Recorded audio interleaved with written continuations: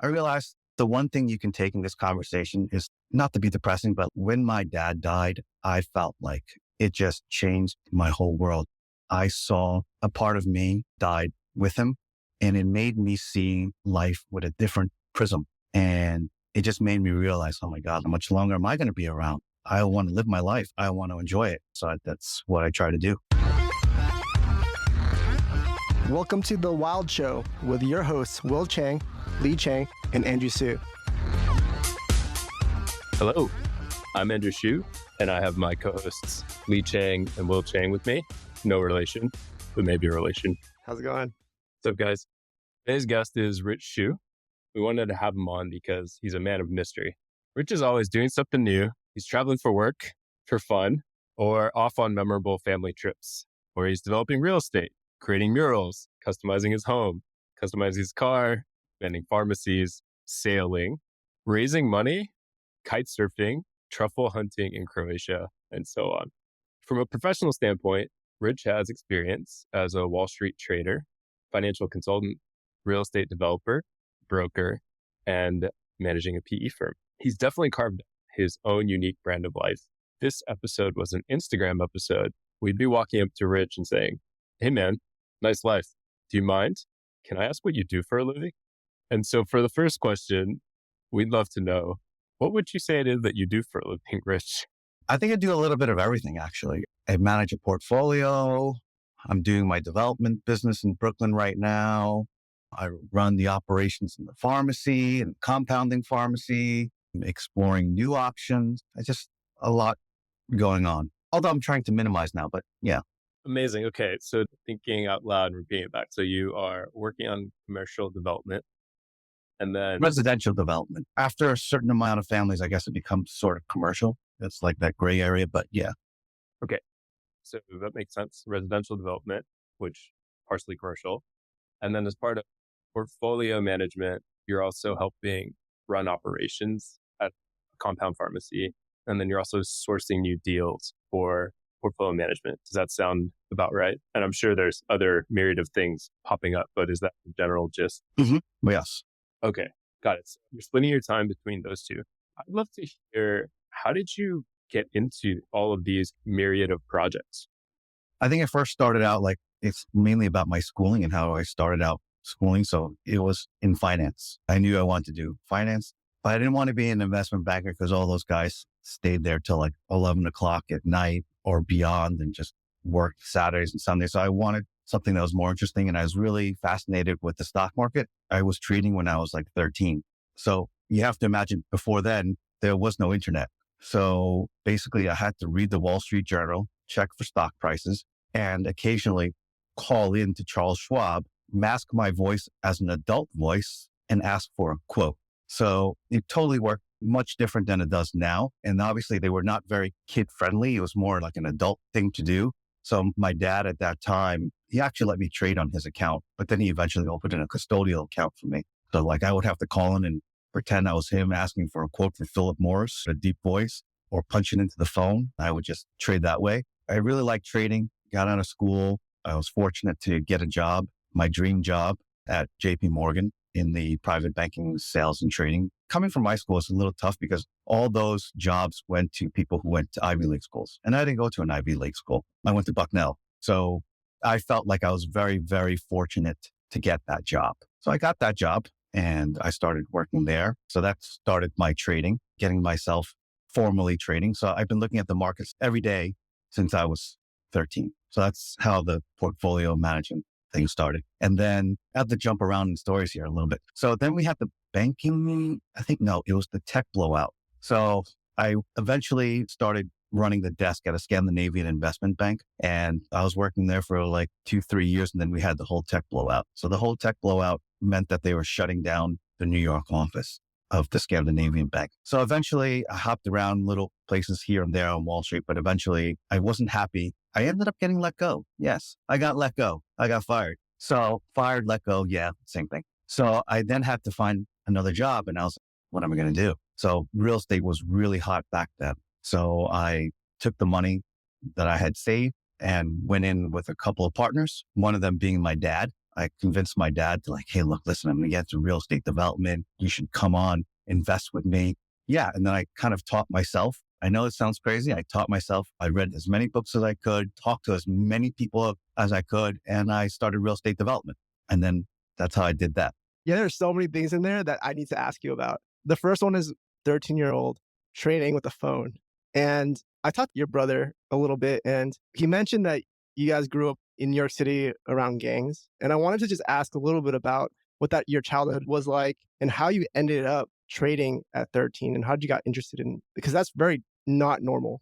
I realized at some point that I wasn't really normal in that a 13-year-old knew exactly what he wanted to do. And that's very tough. Even my kids don't even know what the hell they want to do now. I would say it's one thing. Alex P. Keaton from Family Ties. Probably don't know who the hell that is, what that show is, but you can Google it. Michael J. Fox, he played Alex P. Keaton on this sitcom called Family Ties. To me, he was just so cool. He's always talking about stocks. He was a dark Republican. Not that I'm Republican, but he was just always talking about stocks. I was like so fascinated with stocks. And then during the 80s, watching Wall Street, I was like, oh man, yeah, this is what I want to do.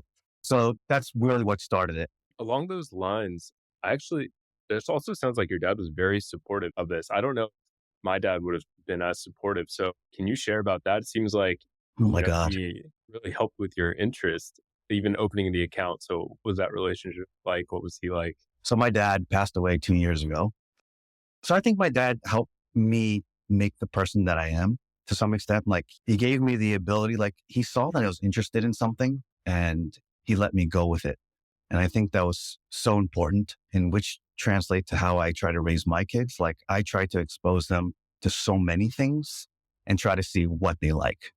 And then if they like something, I'll go with it.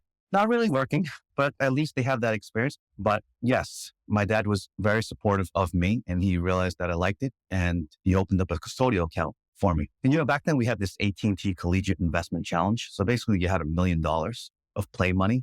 I would enter in this challenge and I think I ranked like number 5 in the country. So I had a lot of free phones. They would give you free phones when you like did very well and ranked very high for that month or finished. But I did pretty well in that. So I knew that was something I really liked, was trading. At that age, there wasn't the internet, so there wasn't much information about how to trade. And so how did you learn and how did you become good at it at such a young age? That's a great question. So now you can look up a stock, right? And you can graph it. And it's like, Google, how's Yahoo been trading? And you can just magically graph it and it would come out. We didn't have internet back then. So I would have to sit there with graph paper and mark the closing price every single day on the back of my door to make my own chart. So can you imagine like a 13-year-old kid just like, okay, Philip Morris closed at 53 today. Like I would just put it with pencil and then connect all the dots. And so I would learn about market psychology. So it's like you learn to see how a stock trades and you learn to see what people are talking and the sentiment and how people are feeling. So I feel like it's helped me to read people too, because I think I can read people pretty well and understand and get a sense of market psychology in that sense. First of all, just explain what market psychology is, then go into like how it helps you read people. From what I've seen, people tend to either be very this way or very that way. Like it's very exaggerated. So you've got to weed that out, like when that's happening and when that's not happening. So that's the thing that I did. And I read a lot of books, tons of books. There was no internet back then. I was an avid book reader. Not now so much, but I remember when I was 13, I wanted to be an astronaut. I read every single book about space. So I would do the same thing with stocks. I would just read books about stocks. And then as you were reading books and charting out different stocks, how did you actually simulate and test your own ideas? Because nowadays, I think there are practice portfolios that you can just run. But how were you actually taking in the information? Were you writing your hypotheses above your graphs? Or how did you actually think and refine your approach? You've always got the person that's always scared to pull the trigger. And then you've got the guy that's too trigger happy. And then you've got the guy that waits and then pulls the trigger. So there was no testing out anything really. I like the stock market in that if you fucked up, like you're going to lose money. You're wrong, you're going to pay.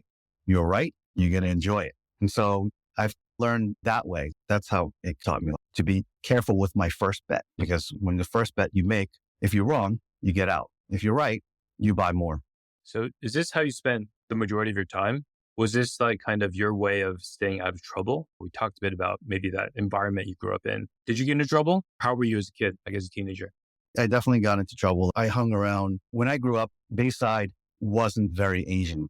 It was slowly getting Asian, but it was predominantly working class, very mixed neighborhood. So I didn't really like typically hanging out with the Asian kids. Another thing is growing up, I hated being pigeonholed. I hate being like, oh, this guy's Asian. He must be this. He must be that. He must be that. I hated that. So I wanted to completely avoid being seen like I was a typical Asian, I guess, which is bad. It'll change as I got older, but that's how I was in the very beginning. So I hung out with all the other kids who just hung out on the corner, who were just like regular kids. And so those kids would write graffiti. So I would write graffiti, and graffiti came with like turf wars, because after every tag that you have, there's always like 3 letters. So the 3 letters always represent the crew that you ran with. So the crew was typically in your particular neighborhood, obviously where you live. So yeah, I was involved in that stuff a little bit. I actually want to go back to the support that inspired by your dad that you give your kids.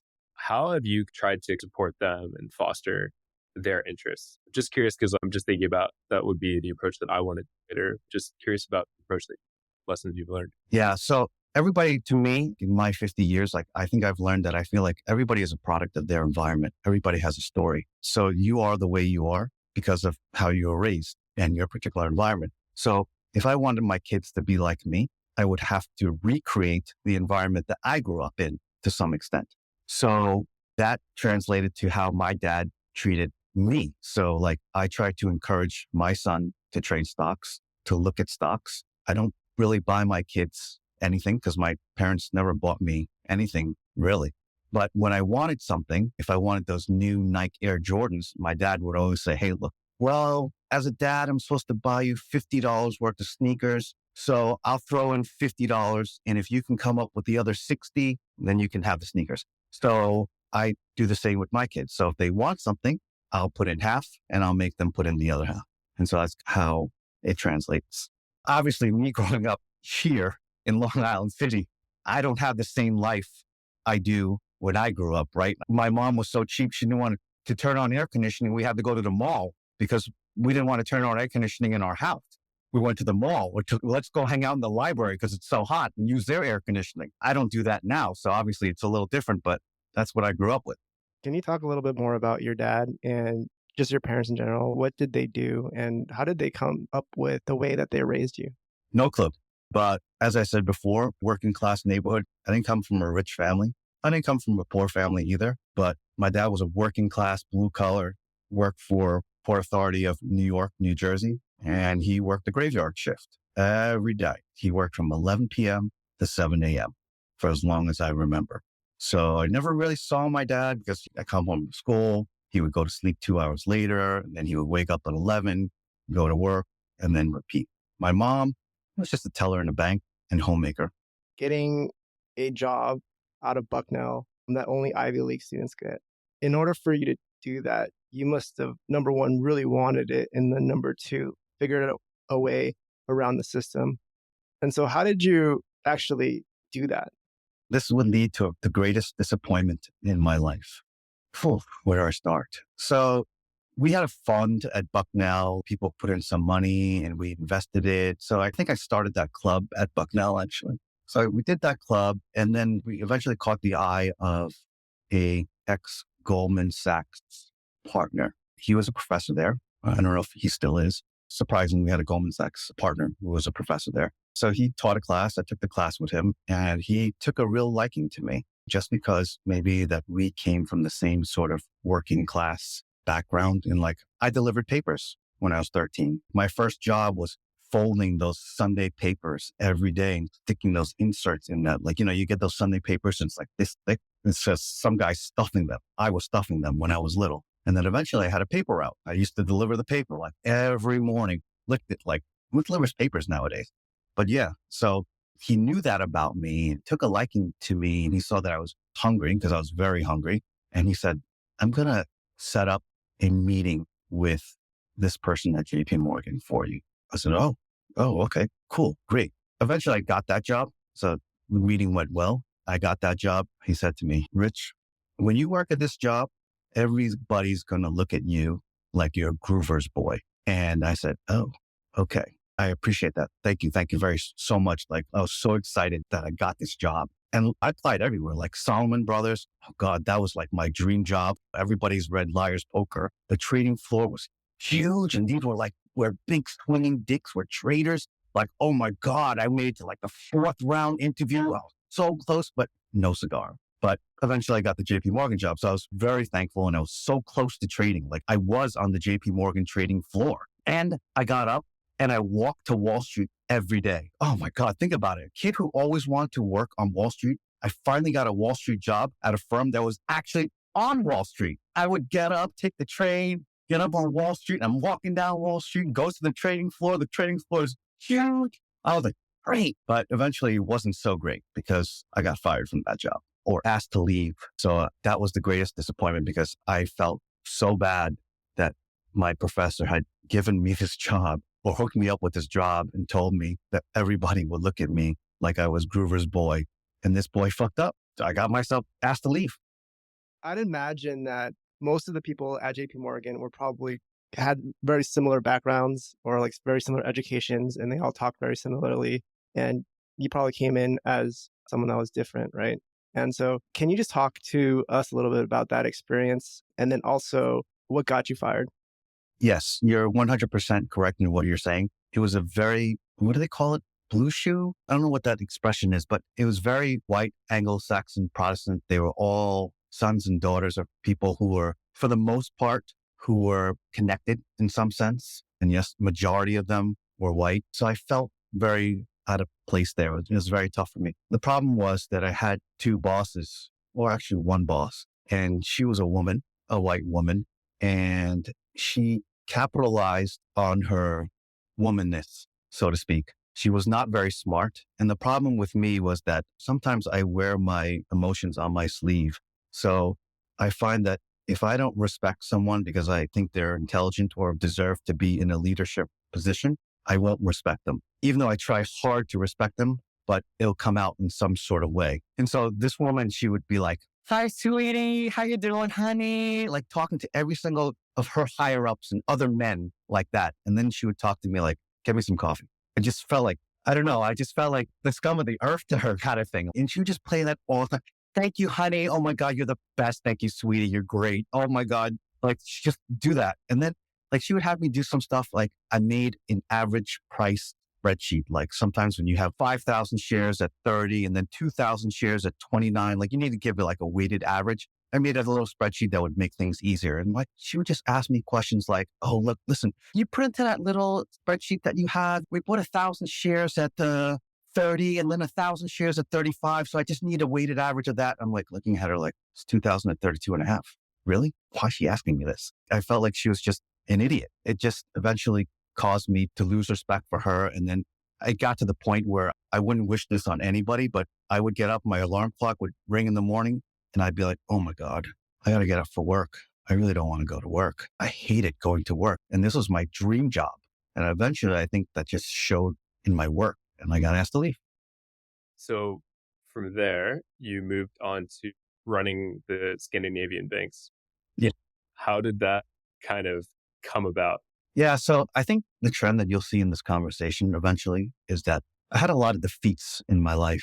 JP Morgan was nice. Even though you're not working there, you would still go to this other part of JP Morgan so you could pretend like you worked there and you could get calls like you worked there, but you're looking for another job. I don't know what the name of that thing is that they have, but I could do that for like 6 months. Like I had severance. So I go to this work technically, which was like this part of JP Morgan, and I could call around looking for a job, and which is, I found one. So they're like, oh, where are you working now? Yeah, I'm working at JP Morgan. I'm thinking about leaving. Oh, okay, great. Come in for an interview. Okay, great. So they offered me a job. Of course, I took it because I had no other.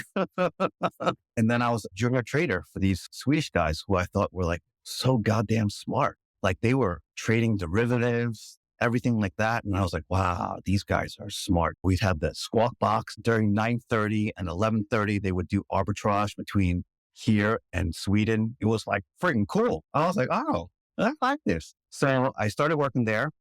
I'll fast forward a little bit. Eventually, my boss was asked to take another job.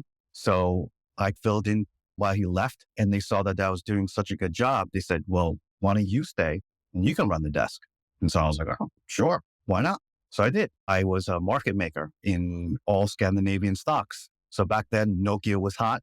Ericsson was hot. I'm going to date myself because people listening to this might be like, Nokia, Ericsson, what the hell is that? Like, yeah, they were all Scandinavian companies, Volvo, ABBY. So we were one of the largest market makers in NASDAQ for this. That was my greatest experience. Like, you want to talk about like how it was in the 80s and not early 90s of trading on Wall Street. These guys knew how to celebrate. They're like, okay, if we hit this mark in profits on the trading desk, we're going to do this trip. They were more loose with the wallet, even though they're both public companies, but I think JP Morgan probably, there's more bureaucracy, so you can't really do that. But here, these guys were like big swinging dicks. So it's like the trading department was like, everybody wanted to work in the trading department. They were like, oh my God, you're a trader there, blah, blah, blah. So we drove the profits and they were like, okay, whatever you guys want to do as a result of your profits, great, you guys do. I remember this one trip, oh my God, we hit our mark. We did really well.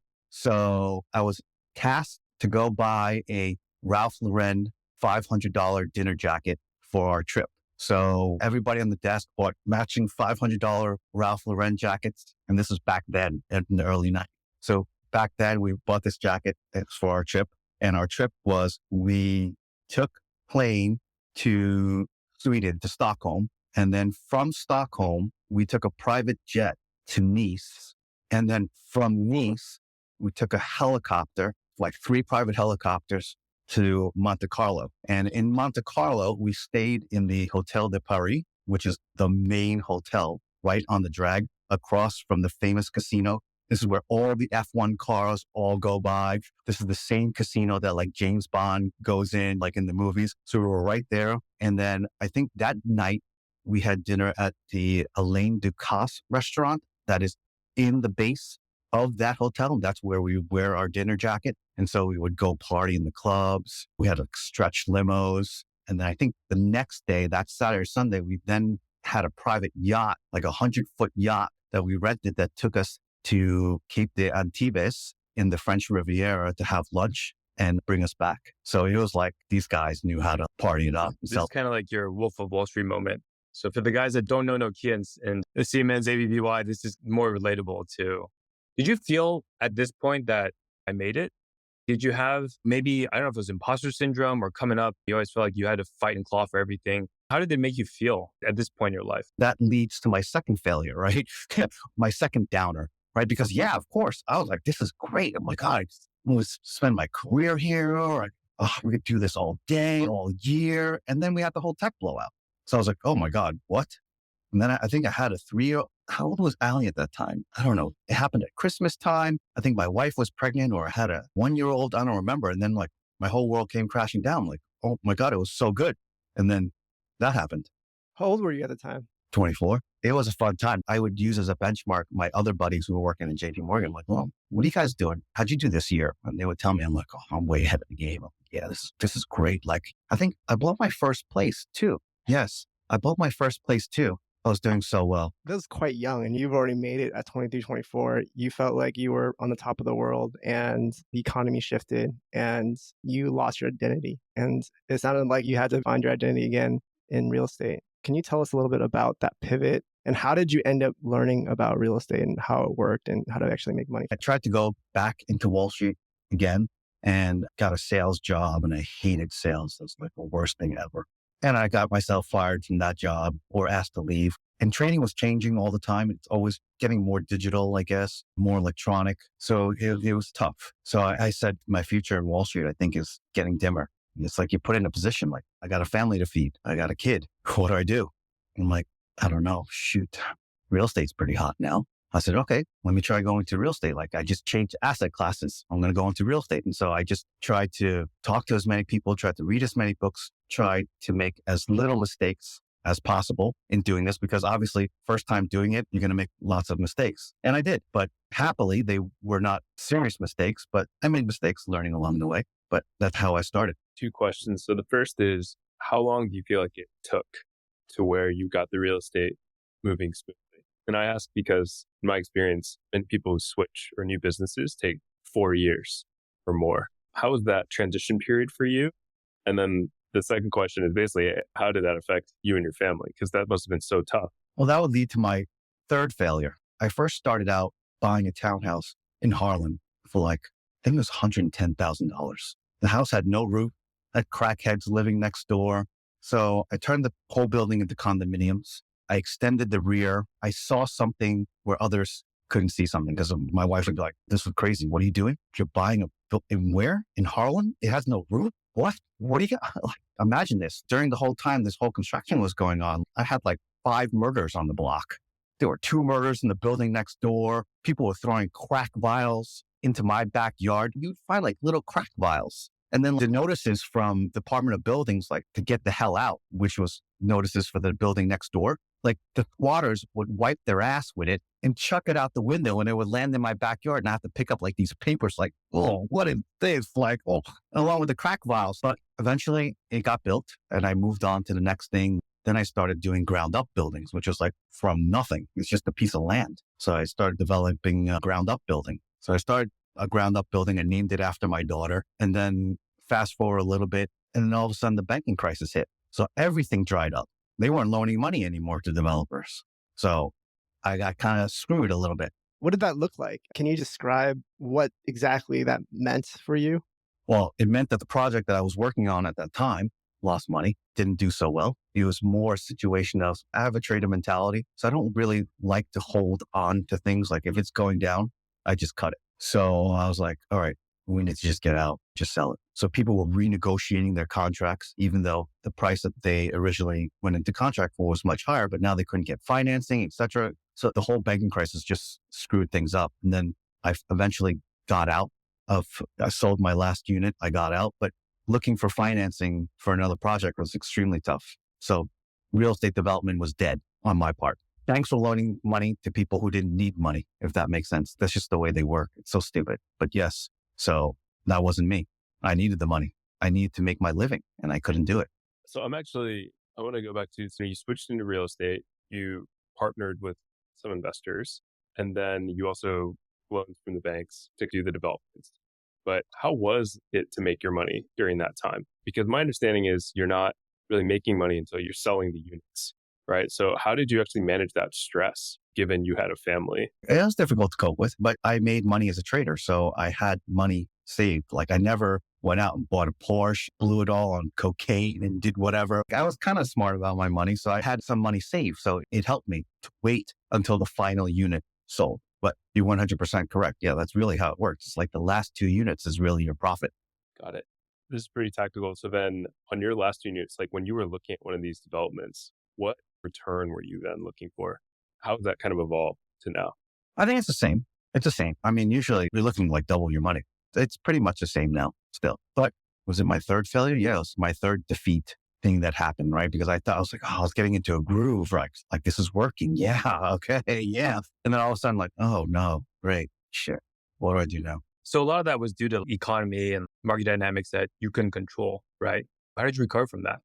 Again, I had money saved. I couldn't do what I knew, right? I couldn't trade for a firm anymore. I couldn't do development deals because the bank wasn't loaning out money anymore. So I had to switch gears again. So I decided like, okay, so I obviously know a little something about real estate. I'm like, why don't I try being a broker? I was doing that on the side. But I realized that in life, you meet friends and you meet opportunities along the way, and you might not think they're opportunities. It takes a very certain person to realize that they are opportunities and to seize it.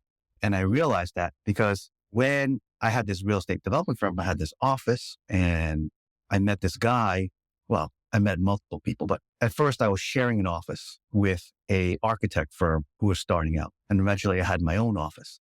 So eventually this architect firm that started out with me sharing an office, they grew the architect for pretty much all my projects now. And because we have a history, like, oh my God, don't you remember those days? We used to share an office, blah, blah, blah. Like I've grown with these guys. I trust them. And it's about trust too, right? So that was an opportunity that if I didn't have my own office or I wasn't sharing an office, I didn't need an office, I would have never shared an office with these guys who are now my architects. And in that same building, there was always a guy that he would always fix stuff in that building. So the building that I was in, the office building I was in was owned by this Chinese, I don't know what it is, but it's some company that represents China And so they were always like Sinovision was in that building, a lot of other things. So they were always fixing up that building and he was always working on it. And I befriended him. And eventually we become good friends and he became my guy that works on a lot of my projects.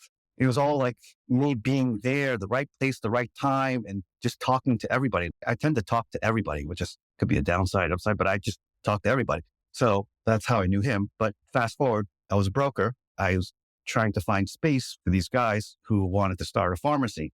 And I got them space and they were going to start the pharmacy. And then eventually they decided not to start the pharmacy. Something happened. They decided not to start the pharmacy. But he had some sort of financial problems, I think it was. But I started talking to them, right? Because I was their broker. And then I started talking like, oh, well, he can't do, this one other guy can't do it anymore. You still want to do it? What's going on? Blah, blah, blah. Yeah, I'm still thinking about it, but I don't really have a partner. Well, okay, well, really? Okay. So then we started talking and then so forth and so forth. And then eventually I was like, wait, why don't I just hop in with you guys and see what this is about? Like I found out they own other pharmacies too. And I hopped in on that and I took a look at the numbers because I had a finance background, analyzed the company. I said, oh, it could be a pretty interesting investment. The whole thing was like, I was always put in a position that I had to find something to do something to take care of my family. So to me, it didn't matter that it had to be sexy, it just had to make money. I was a money slut. I didn't mention this, but Rich went to college with my cousin, and I didn't know you guys were actually roommates in college for a little bit. I was like, tell me about Rich. What's he like? He didn't give me anything juicy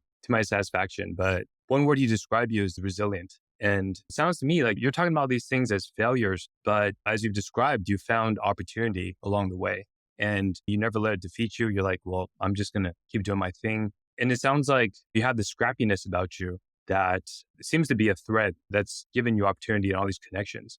If you had to describe yourself in your childhood and upbringing, where did you pick up these characteristics or traits? Because I think that it's apparent to us, but maybe to you, you're just like, yeah, I'm just trying to make a living and trying to get by. But I think these are very unique traits that are very special. And so maybe you can talk a bit about, from your own perspective, how these personality traits developed. I used to think that all kids, all babies are born equal. And I've come to think that I don't think that they are. Like, I think some babies and some people are inherently this way or inherently that way. For me, I don't know. I think I was always a little bit inherently that way. And my dad just allowed me that opportunity to keep growing in that sense, in that direction. He was like my first investor. He was an investor in my real estate projects. And he helped me with my stocks, let me trade his stock account and eventually open my own custodial account. He was always supportive of me. And I think I always wanted to make him proud. So my dad grew up in Hong Kong and he was like 8, 9 kids. And I think they were really wealthy at that point because my dad told me that my grandfather never worked a day in his life. And our family license plate was like, I don't know. I had brother Eugene make the license plate for me because I had the number, but it's like 259, like some random 3-digit number. And basically meant he was the 259th person on the island to get a car. Right now in Hong Kong, they're like, it's 2 letters and 4 numbers now. You can imagine like, man, wow, that guy was a pimp. Like he was running the show. So my dad would talk about the drivers. They had drivers. So I was like, always like, man, I want to bring the Shiu family back to that glory kind of thing, like, oh, wow. And, in real estate, I think that's how he made his money. So eventually, like all the brothers went everywhere. My dad went to New York. But I guess the story is my grandfather didn't work a day in his life, got lazy and blew all the money. We didn't have it. So when my dad finally came to the US, we just had the 1 4-bedroom apartment in the mid-levels. And that was it. Pretty much he blew everything gambling. And at least that's what my dad told me. So he always instilled that in me, like, oh yeah, it used to be this way, like work, work, work kind of thing. So he was always a donkey. I don't know what donkey, but like he just worked 11 p.m., 7 a.m. He would take any overtime he got, he would work. And he was in light of how he grew up or how he supposedly grew up, he was a very working class, blue collar kind of guy. And so I don't know, he just helped shape me and put me in that way. And I always had the desire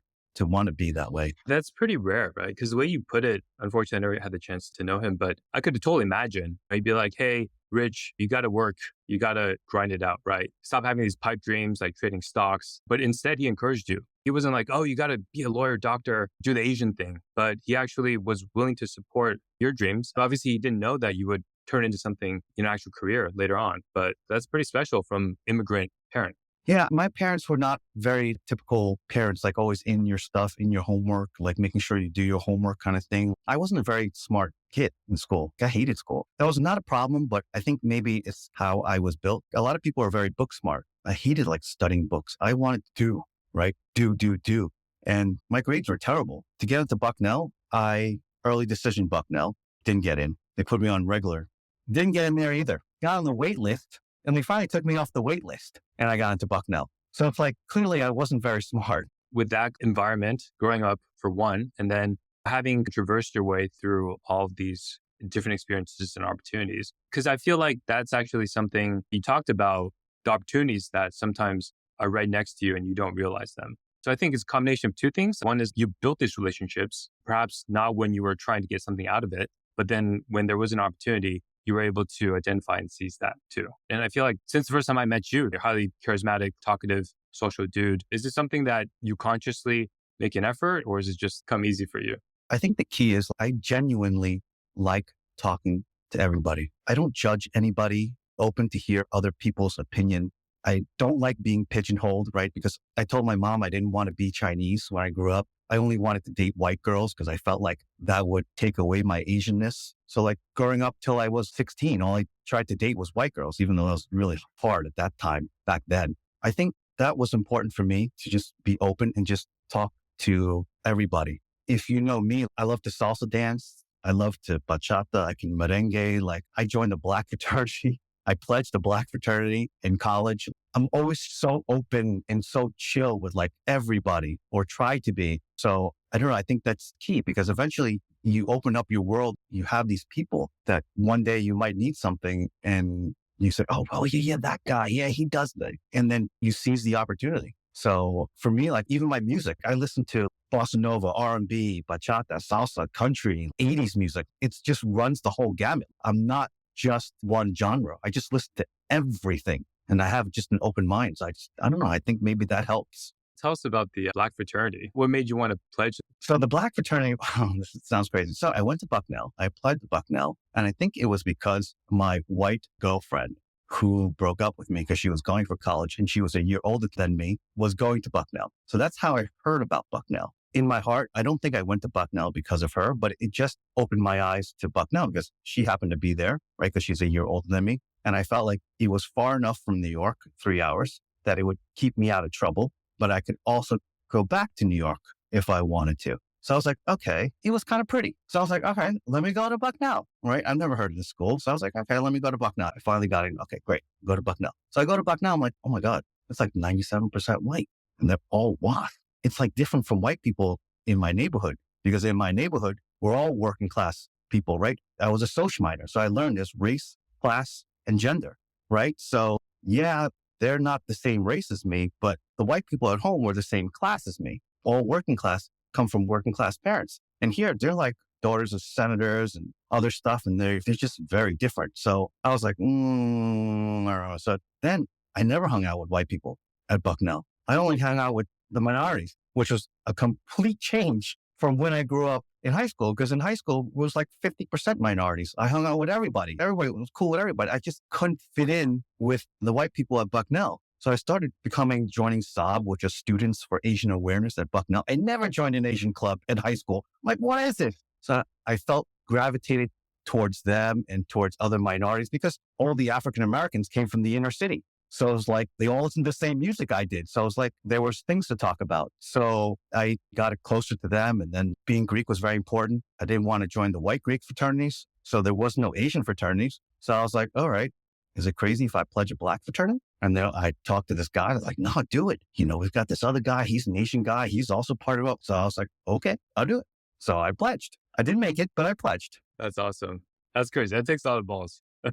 So on that topic about identity, growing up in the neighborhoods you did, and you ultimately ended up marrying a Caucasian wife. She's Puerto Rican. Okay.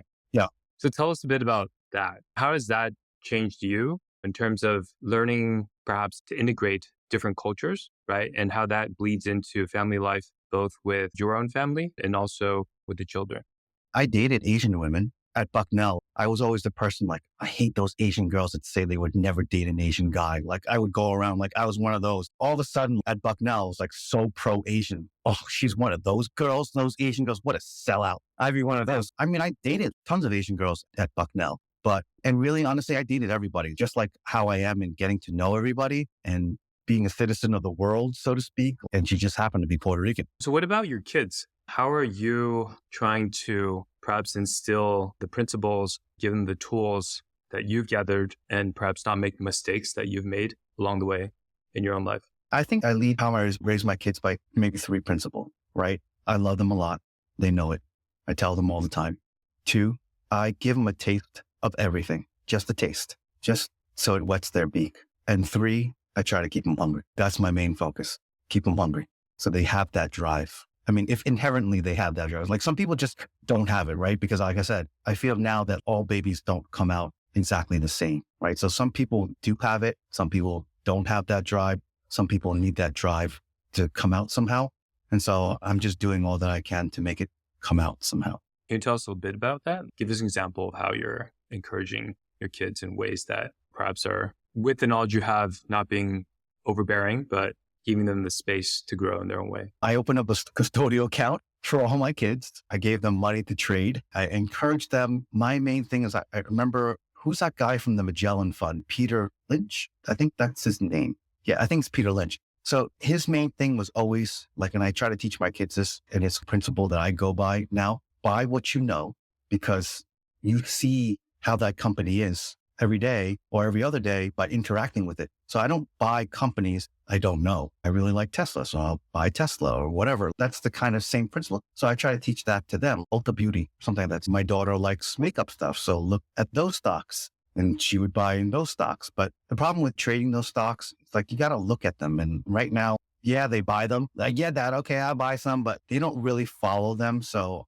that's a little difficult thing to try to get them to actually pay attention, follow it, watch it. Obviously, no one's going to be a chart plotter in the back of the door like I was when I was younger in pencil and graph paper, but you can lead a horse to water, but you can make it drink. That's what my dad used to say. So I can only do what I can do.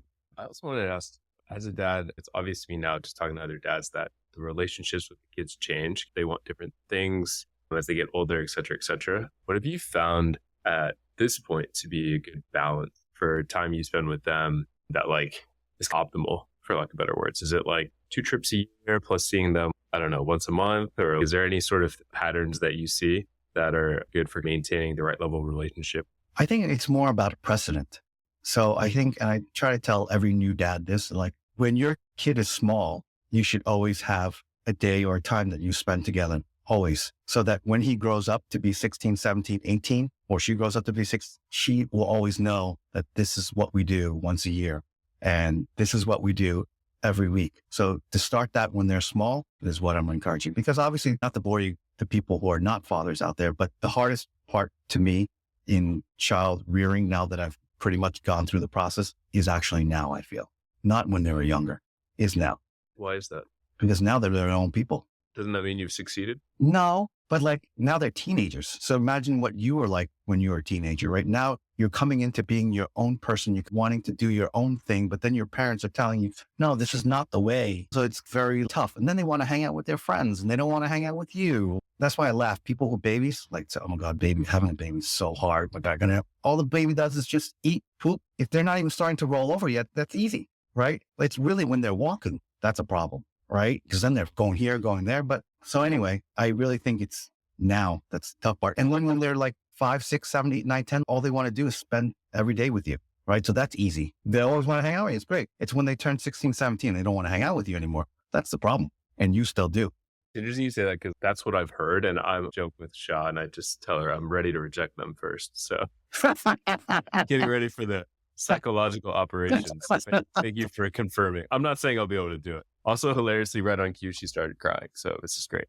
You talk about being a citizen in the world, and I admire you from afar because you're traveling all over the world all the time. And one of the times that we actually sat down, you talked about sailing and your experience with sailing. Could you tell us a little bit about your experience with sailing? Yes. Let me get into that. When I grew up, we had these cousins in Canada, and these cousins were more affluent cousins. So their dad was a doctor and their mom was my mom's sister. So I would spend summers there. So this actually is a good question. So I would always see how the other side lived when I went there. So it's like, oh, they go skiing. What's that like? And so they took me skiing and I liked it.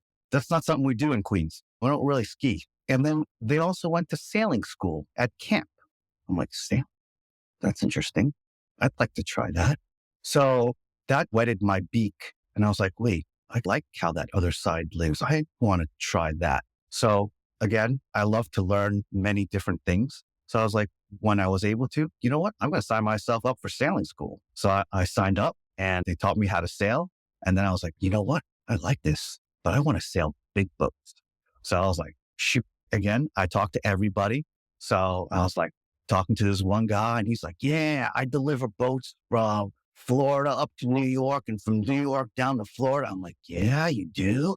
He's like, yeah, catamarans. I'm like, catamarans, what are those? And he's like, oh, they have 2 hulls as opposed to a monohull, which only has 1 hull. And it's like, well, you can be crew.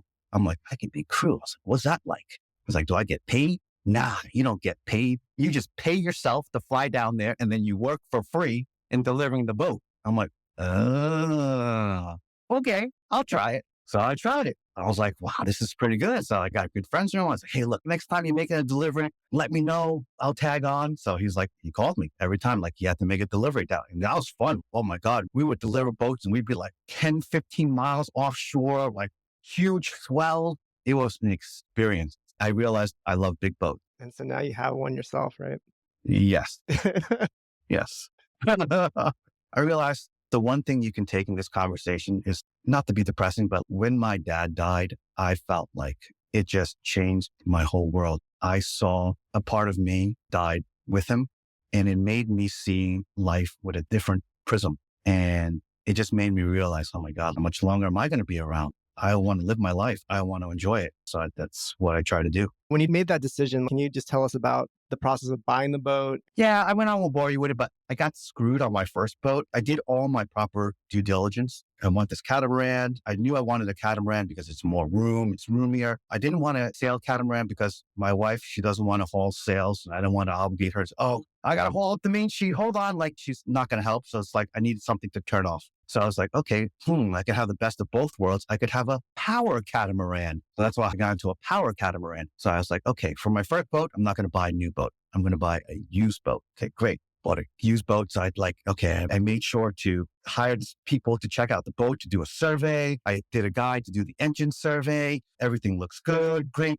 Boom. Bought the boat. Great. Enjoyed it for 2 years. And then this year, all of a sudden I had catastrophic engine failure. So what's catastrophic engine failure? Like one engine completely seized while I was at sea. And so boating for me is like my greatest joy and my greatest angst. Seriously, it stresses me out. There's very few things that stress me the hell out, but controlling a big boat like that, you have to think this is not like a car, right? When you stop, you stop. When a boat, you can't stop a boat because either the wind's going to push you, the current's going to push you. There's like so many things at play, right? So it's like docking a boat, stressful. But again, like I said, it's my greatest joy. So I was out at sea. One of my engines seized. So I was like, oh my God, great. Holy cow. I'm on one engine now. What the hell do I do? So it's like, I was trying to bring the boat from Sag Harbor all the way an hour and a half into Connecticut to bring it in for the winter. And so I had to go to the nearest dock. So I went to the nearest dock because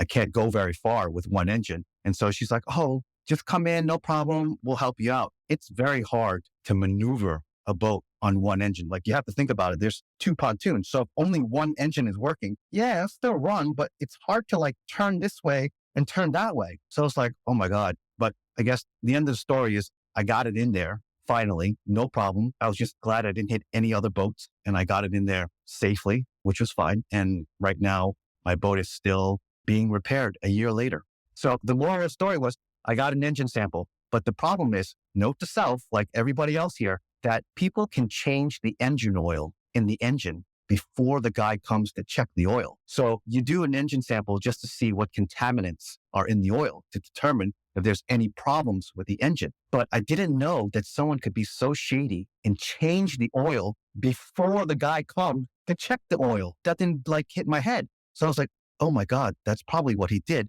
That's why the engine report came out so clean that there was no indication of a possible engine problem because the engine oil was so clean. Yeah, I felt like I got screwed. But anyway, I decided that I wasn't buying any more used boats. And so I bought a new one. It's getting made in France right now. They'll bring it and drop it off in the Caribbean next year. And then I'll take it from the Caribbean back to New York eventually. Rich, I just keep hearing more and more that shows how in-depth in love with kite surfing you are. Because I was telling you just like that I was learning, and then your stories would just continue on and on about all the best places in the world. And then you would send photos, videos. I'm like, oh my God. So can you share how you got into kite surfing, the levels, I guess, and like your stories with it, and also maybe what you're aspiring to next, if that's a trip or a trick? I would just love to hear your kite surfing story. So it started in the Dominican Republic. I used to go to the Dominican Republic, and I used to see these guys. Like, I actually tried to start a kite surfing business, but I'll get into that in a second. So I see these guys with this thing in the air and they're doing these tricks. I'm like, damn, that's so cool. I got to really try that. So the next time I went to the Dominican Republic, I purposely went to Croatia because that's where they kite surf. I would just stand on the beach and I would just watch these Dominican kids. And they were so good doing all these tricks, all these jumps. I said, I have to learn this. I have to learn this. So that started my love for it. Like, I started taking lessons and then eventually learned how to kite surf, then started traveling. It worked perfectly well with the fact that I love traveling. So it was like, I can travel and kite surf in different places. That's a great combination. And the kite uses the wind, which is very equivalent to sailing. And it uses the board, which I snowboard and skateboard. So I was like, it's like so many things just came together there. So it's like, it was perfect. And then when you're practicing a trick, you just fall in the water. So it's really not so bad scraping yourself on the cement if you try a skateboarding trick or something like that. I will tell you a story. So I started getting to kite surfing, and then this entrepreneurial side said, you know what? I'm going to buy a kite surfing company that makes kites. Because I thought it'd be really cool. I could put this dragon logo on this kite, like when they fly it. Doesn't look like just, the colors now are like just very red and white or very simple, but I was like just really ornate, like flying dragon kite. It would look so cool. Like people flying. I went down to Argentina to check out this guy, see if he would sell me his, or do a joint venture and he was like number one in the world. He won the PKA, which is like the Professional Kite Association. I asked him if he wants to do a joint venture. He wanted a crazy amount for his company to hook up with his company. I said, nah, forget it. So I ended up not doing it, but I would have started a kite company making my own kites. How did you meet this guy? What exactly did you say to him? That's a really, really good question. I'm not afraid to call people. Although cold calling, I hate cold calling. That's why being a broker didn't really work well for me. I don't really cold call, but I don't know how I hooked up with him. I just heard about him. I looked him up because the first guy who ever invented these kites that you can fly, I was talking to him because I was exploring a license for his patent because he had patented the sea kite. So I think he led me to talking to this guy. Oh yeah, I know this guy, Martin Vari. He's in Argentina, you should talk to him, blah, blah, blah. And he had a pretty cool logo, but I thought I could take it to that next level, how I can envision things. So I was like, all right, let me call him up and I'm going to come down to Argentina and meet up with him and see if he wants to do something. But he didn't want to do it. Or he did, but not for the price I wanted. What are some of the best places to kite surf that you've been to? I'd say Turks and Caicos. That's pretty nice. You have some pretty exotic places. Like I've been in like Vietnam and Munich, but the beaches are really dirty. They don't care for their beaches like we do in the West, except for Thailand. Thailand beaches are pretty clean. So I'm going to try kite surfing in Thailand in a couple months. Are you the skill level at this point where you're not worried if the wind is taking you out to sea in some of the more gnarly areas? You're not supposed to kite surf with offshore winds, just for that reason. Yeah. I have huge respect for the wind. I push my limits when trying new tricks, but I have a lot of respect for the wind. If it's going out, I don't mess with it. What is the latest trick you're working on? I'm trying to do a back roll. But the problem is you can't compete with these kids, right? Like you've got people who are like kite surfing gypsies. Like I just quit my job. I'm going to go move to the Dominican Republic or Turks and Caicos and kite surf for 6 months out of the year. And they're like so good. I'm like the occasional kiter who goes there on vacation like 3 or 4 times a year kind of things. To get that level, it takes a lot of time for me. And plus I'm turning 50. It sounds like surfers that grew up on the beach in like Yeah. Honolulu or Maui, right? It's just like, it's natural to them. Exactly. Because they have so much time working on their game. at the level that I am, no problem going upwind, downwind. I can pop 20-foot jump. That to me is enough. Like just being in the air, just catching air and just like flying and then landing it. Doing a back roll would be great, but everything else is pretty good too. So I'm going to change topics to jujitsu. I think you were training with some pretty high level guys even before it was made famous by UFC, right? I was. Yeah. Can you share how you got into jujitsu and some of your favorite stories? So I got into jiu-jitsu because maybe similar to your guys' stories, when you're younger, you're always looking for that martial arts. Oh yeah, I tried JKD, I tried karate, I tried taekwondo. And I've been in a fair bunch of scuffles in my life. And I always wanted something that was more applicable. And one time it happened that I got into a scuffle with these two guys and they took me to the ground. And so there's two of them jumping me.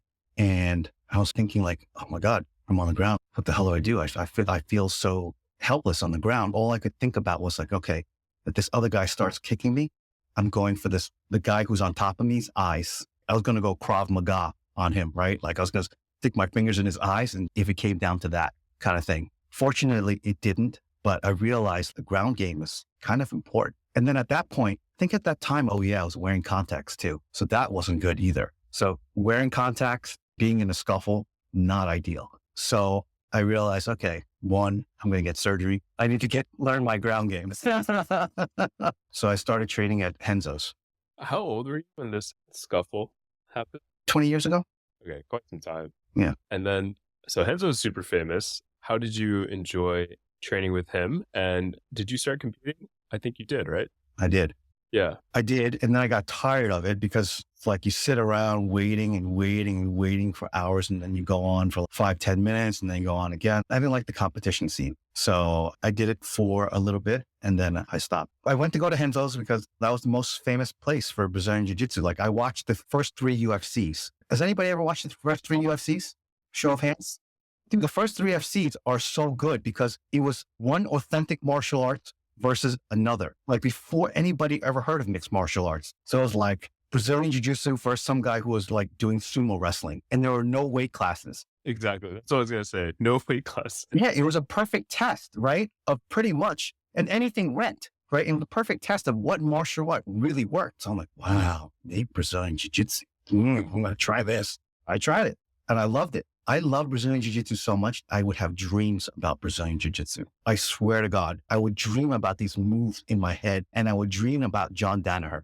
Don't ask me, like, it's crazy. Because after a while, I started training with John. I started getting privates with John. And he was, I don't know how many of you know John Danaher, but he's like a god to me. I refer to him as a god, like the way he thinks, the way he breaks it down. I had dreams about him. I had dreams about Brazilian Jiu-Jitsu. Like I'd come home, I want to try these moves on my wife. Like, here, get over here. I want to try this on you. So that was my journey there. And I only wanted a blue belt because to me, I felt like most people didn't even know Brazilian Jiu-Jitsu. So even if I had a blue belt, just a simple knowledge would go a long way in an altercation on the street. I honestly feel like I found Brazilian Jiu-Jitsu way too late in my life. Like I wish I started it when I was 20. It's the most applicable self-defense martial arts you could ever learn. And I encourage everybody to learn it because it's so useful to control. And I mean, it might sound a little, but to control another man, be able to control and manipulate him, that's very helpful. In a physical altercation, right? Yes, in a physical altercation, correct. Yes. I think the most fascinating thing to me actually is the fact that you found these names. John Danaher is incredibly famous. And do you mind just telling the audience who he is and then telling us how you were able to basically get him to train you?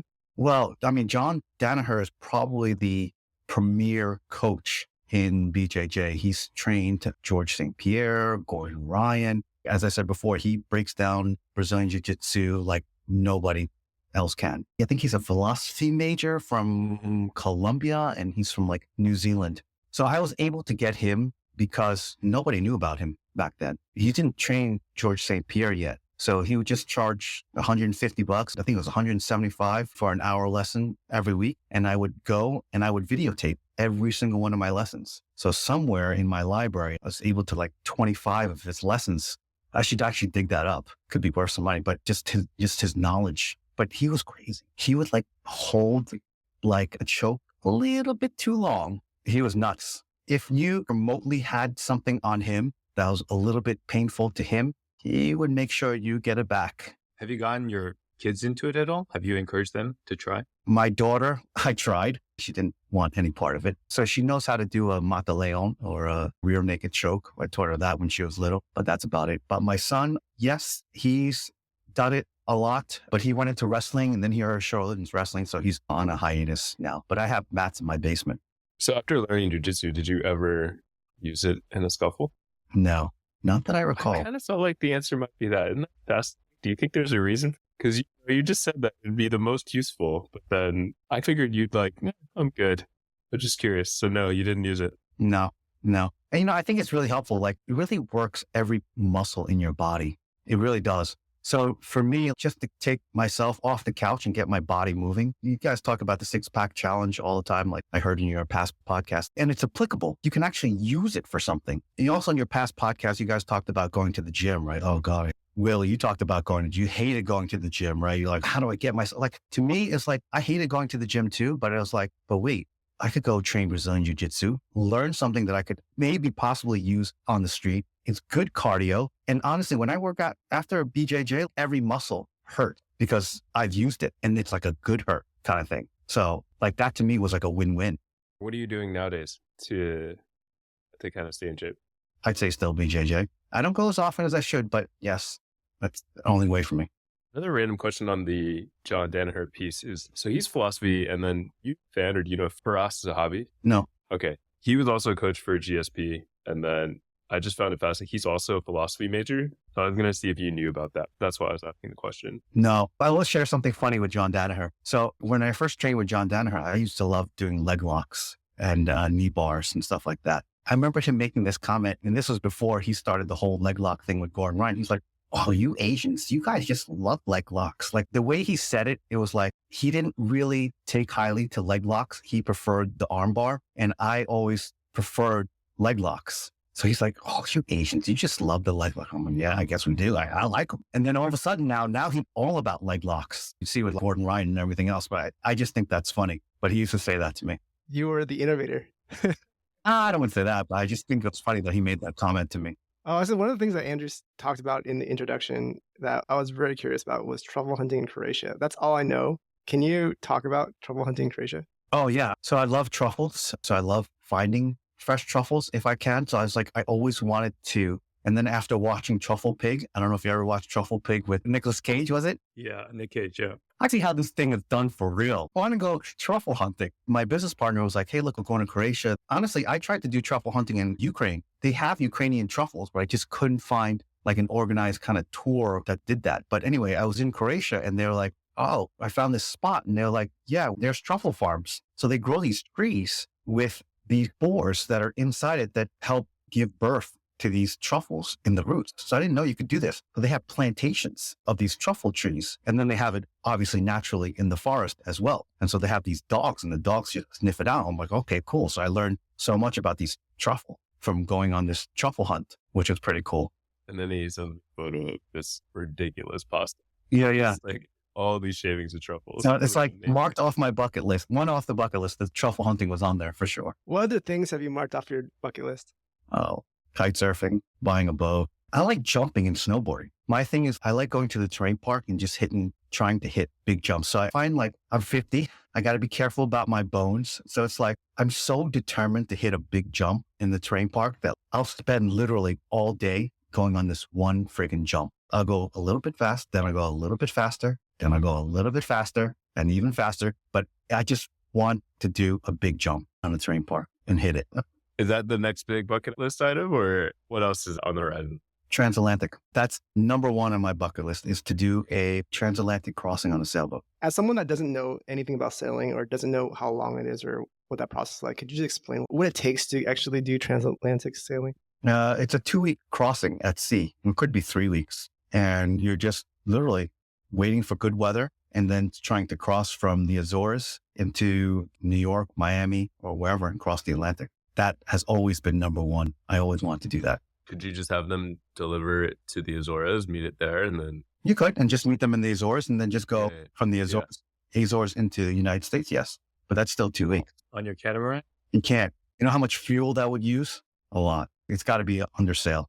Okay, bringing it all the way back, you've already now overcome or moved asset classes through 3 failures, quote unquote, and you had the powers combined of your childhood, the motivations, knowing a ton of people because you speak with everyone, and then the different folks you've met as you're being a broker to set off on your, sounds like, pharmacy investment path. And is it safe to assume that you working with pharmacies is where you became a private equity investor? I realized that my added value is like how my mind works is I like fixing things. I like going into things and seeing what's wrong with them and turning them around. I realized that that was my expertise. Like I can break things down and create order out of madness. So that's been like my focus now. Like I said, it's not anything sexy, but as long as it makes money, I don't care. Can you give just an example of looking at a deal, seeing what is wrong, and then coming in, buying it, and fixing it? Not a specific example, but it's just some people have great ideas. And just because you have a great idea doesn't mean you can have a well-run business, right? There's got to be some sort of fiscal discipline, just accountability. And so I just create the processes. It's kind of like how I go into real estate. Like I don't buy a building that's already done or already fixed up. I like buying something that looks like a piece of crap because I can see how it will be at the end. So it's the same thing. Like I like going into businesses that are not doing so well and look like crap, but I can see what the end will look like by running the numbers and doing the numbers and seeing what it looks like. So Are there specific things that you look for in terms of businesses that are not running efficiently? Or is it always very different? I think it's all very different. I mean, obviously it's got to be a sellable business that has growth or potential growth. So that's key, just to look for that in combination with the fact that it's not run very well. But like I said, I think the problem is everybody's so drawn to sexy things. I'm not really drawn to sexy things. Like I said before, like a money slut. So if it makes money, I don't really care. It could be selling widgets. It could be selling women's underwear, but if it makes money, I don't care. So I think it's great because I think we've landed in a fully now business that's resilient to all those kind of changes, right? Because there's always going to be businesses that are suffering. So you really have together all those lessons and your loves to find a good niche, it sounds like. I really think the culmination is that now I'm involved in so many things and I'm pretty diversified is really what happened because most people are probably in one particular thing. And whereas I just by accident just happened to be in so many different things, right? Because I'm still trading. Now I'm still doing real estate. I still got my other businesses. So One of the things that stand out to me, especially when you talk about the unsexy businesses, is that number one, when you're talking about learning the stock market at 13 and being able to figure out like what's overbought and what's oversold and the market psychology of all of that. And then the second part of it is like going through the ups and downs of your career in terms of going for the hottest thing at that time and being on top of the world and then having it crash. Now being in these unsexy industries where things are probably overlooked, where you can actually really make money, where there isn't that hype crash cycle is pretty interesting to me. yeah, I would agree. I mean, it's just, you gotta try to think about it this way. How much do you really need, does one need to make themselves happy? It's kind of like a Zen outlook, right? If you could be comfortable in vacation, like at least once a year with your family and not really want anything like that, what's that value, right? Anything beyond that value means you've overworked. People could be worth $100 million, but could you spend really $100 million?